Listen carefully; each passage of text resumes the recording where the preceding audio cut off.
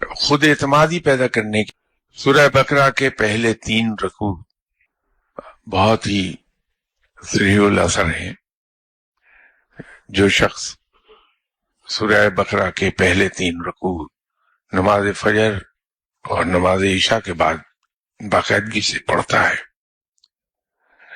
اس میں 3-4 چیزیں پیدا ہو جاتی ہیں کہ انسان کو اپنی خطاؤں کا احساس ہونے لگتا ہے،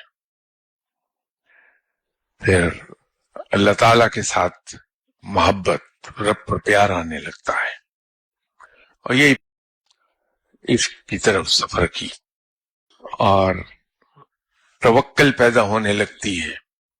بلکہ یوں کہہ لیجیے زیادہ صحیح کہ دل سے دنیا کی محبت نکلنے لگتی ہے. اور تیسری چیز خود اعتمادی پیدا ہوتی ہے.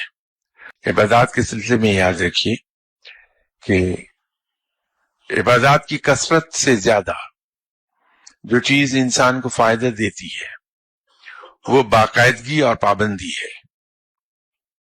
کہ خواہ تھوڑی نفلی عبادت کی جائے لیکن پابندی اور باقاعدگی کے ساتھ کی جائے، اس میں ناغے نہ آنے دیں، تو اس کا بہت فائدہ ہوگا.